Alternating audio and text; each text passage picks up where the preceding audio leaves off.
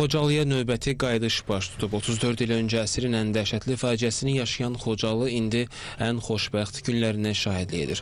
Belə ki, bugün 35 bəxtəvər ailə Xocalıya qayıtdı. Xanabad kəndinə 46 nəfərdən ibarət 10 ailə, Badara kəndinə 59 nəfərdən ibarət 16 ailə, Xanyurdu kəndinə 25 nəfərdən ibarət 4 ailə, Seyidbəyli kəndinə 3 nəfərdən ibarət 1 ailə, Şuşa kəndə 5 nəfərdən ibarət 1 ailə, Təzəbinə kəndinə 15 nəfərdən ibarət 3 ailə qayıdıb. Bundan əlavə Ağdərə rayonunun aşağı Orataq kəndinə isə 22 nəfərdən ibarət 6 ailə geri dönüb.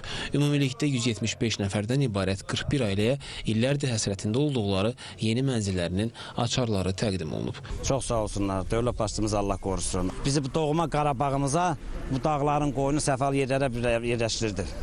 Gəldik gözəl torpaqlara. Azərbaycan hər bir qarşı bizim üçün gözəldir. Amma öz vətənin, öz Qarabağın ayrı şeydir. Bugünkü günə şükür, mən 88-ci illər kimi burada Xocalı'nın Xanyurdu kəndində həkim işləmişəm.